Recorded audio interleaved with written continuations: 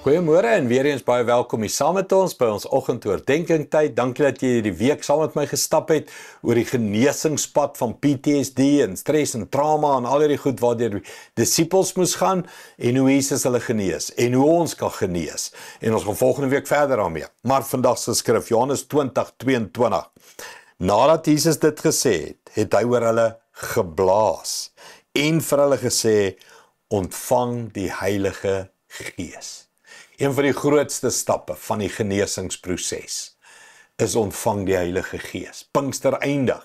Die 50 dae na die opstanding van Jesus eindig met Pinkster. Ekskuus.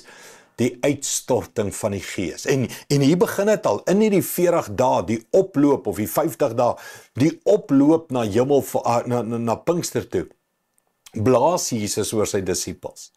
En dit is vir my merkwaardig, blaas oor sy disippels en sê, ontvang die Heilige Gees. Nou interessant, niks merkwaardig gebeur daar nie, mense val nie om nie, daar is nie vlamme van vuur nie, hulle praat nie in tale nie, en niks van die goed wat later gebeur hier nie.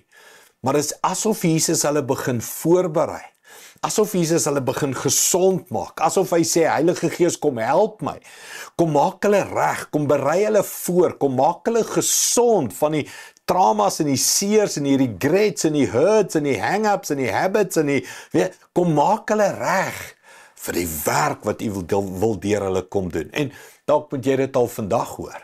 Ons is seker 3 weke weg van Pinkster af en ek glo en vertrou ons gaan 'n merkwaardige Pinkstertyd hê, maar dalk moet jy vandag net hoor, die Here blaas oor jou en sê, maak jou hart reg, maak jou denke reg, maak jou lewe oop en ontvang die Heilige Gees. Moenie weens seer en moenie weens teleurstellinge, moenie weens dit wat in die verlede gebeur het en wat jy gehoor het van ander kerke en Christene en TV evangeliste, moenie jou hart toemaak met trauma nie.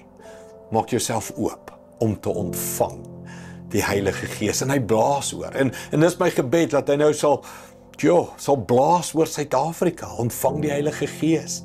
Dat hy sal blaas oor die wêreld, dat hy sal blaas oor kerke, oor mense, oor gesinne, oor kinders. En sê ontvang die Heilige Gees. Wil jy saam met my bid?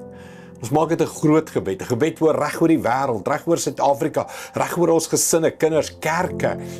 Blaas oor ons, Here, in traumatyd, blaas oor ons, sodat ons die Heilige Gees kan ontvang. Kom ons bid dit saam. Hemelse Vader, dankie vir hierdie belofte. Dankie vir die genesingspad.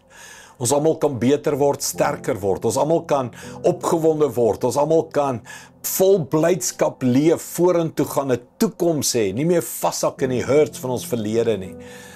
En ons kan ontvang die Heilige Gees. So Here, nou op hierdie oomblik blaas, Here, soos wat U geprofeteer het, soos wat U dit gesê het, die wind waai waar hy wil.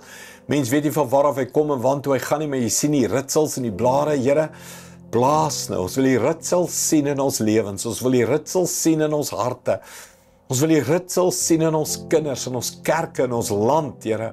Ons wil dit oor die wêreld sien, blaas, die Heilige Gees oor ons. Dankie daarvoor, Here. Ons kyk uit vir die belofte van die Heilige Gees oor ons, in Jesus naam. Amen. Dankie liewe vriende, sien jou môre by ons eredienste. En ja, volgende week gaan ons verder. Ons kyk bietjie na die genesingspad van die disippels. Goed gaan, sien jou weer. Trots geborg deur Evergreen Turf.